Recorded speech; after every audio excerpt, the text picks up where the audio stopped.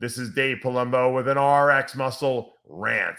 Been some gossip lately running around the internet, social media, about Hadi Choopan and his site-injected body parts. Most of these accusations are being thrown out there by his former manager, Hadi Parsavar, who obviously is no longer employed by Hadi. So there's obviously some bad blood there. And now he's all of a sudden saying, Hadi shoots all his body parts with synthol. Guess what? That's no surprise. We already knew that. And probably 90% of the pro bodybuilders and top elite bodybuilders out there on the national level do the same thing. I pointed that out with Chris Aceto last year, and we took some flack from some of the the Middle Eastern fans about Hadi's shoulders looking very suspicious. And of course they did. Look, everyone injects their body parts somewhere, because if you're taking anabolic steroids, you're injecting them somewhere, all right? Whether you shoot them in your shoulders or your glutes or your lats or your arms, everyone's shooting them in there. And then other people will take, further, I guess you could say, site injection to the next level by using site injection oils. And this can be used cosmetically to enhance the look of these muscles. Now, like an artist, there are good artists and there are bad artists. And I've said this a million times before. And if you do a good job and no one can tell, then you get away with it. If you do a bad job and you start creating lumps and bumps, people notice it. And then everyone says, synthol. It could be just that he took, 10 cc's of testosterone in there too. I mean, it doesn't have to be synthol. It could be anything. Like I said, bodybuilders take steroids. They got to inject these steroids somewhere. So they're obviously, whether it's synthol or testosterone or Masteron or Equipoise or Deca, it doesn't really matter. If you're injecting too much into one area, it doesn't look good. And Hadi's was starting to look kind of weird last year. Even Ramy had some problems 2 years ago with his legs look shot up. But look, as the press and as people on social media, people are going to point this stuff out. And we all knew this. Everyone was trying to hush it up, and make it seem like, oh, no one can. These judges are very, very smart individuals. They can see when body parts are shot up, and they know that people shoot body parts up. But if it looks ridiculous and it's sticking out and it's got an angle or a bump on it, they're going to mark it down. They have to. They only judge what they see up there. They're not going to judge what they think that people are doing or not doing. They're going to judge what they see. If you do a good job, and then don't worry about it. Hadi obviously was doing it. It's no mystery. It wasn't like, oh, maybe Dave was right or he wasn't right. No, everyone knew that what he was doing. We don't need his former manager, who's obviously got, sour grapes about whatever the relationship that went awry. And I don't know what happened between him and Hadi. So he's throwing it out there. And, I'm sure, his coach, Hani Rahman, knows what's going on too. And there was some screenshots of him talking about that. Everyone knows what bodybuilders do. They've been doing, and Ian Valliere, went on the record to kind of defend Hadi and say, look, guys have been doing this for 30 years. They've been doing this already. So it's no wonder, that, don't act so surprised that Hadi Choopan injects his shoulders, or any other body part for that matter. But when people look like they're doing things that it cosmetically just doesn't look flattering, we're going to point it out, just like we would point out if the guy has weak calves or if he has weak quads or if he has weak, back muscles. We're going to say this doesn't look right.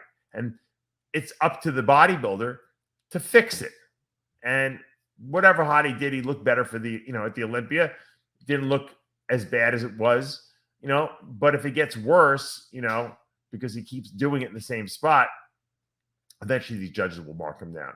So Hadi Parsavar coming out and saying this, or Ian Valliere trying to defend him, it's irrelevant. The bottom line is whatever these bodybuilders bring to the stage, whatever that look is, that's what's going to be judged by these judges. If it looks suspicious and it's lumpy and bumpy, they're going to mark them down for that. If it's not and it's well done and it flows with the rest of their body, then they're not. I'm sure.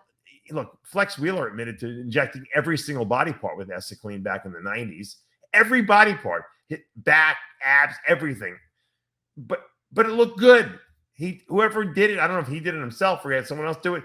They did a good job. It flowed well with his physique, and it didn't detract, and it didn't look like ridiculous. Okay. So once again, we live in a sport of performance enhancing agents, whether they be for building muscle, whether they be cosmetic fillers that some of these women are using in their face, or whether they be Brazilian butt lifts to give the wellness girls bigger glutes.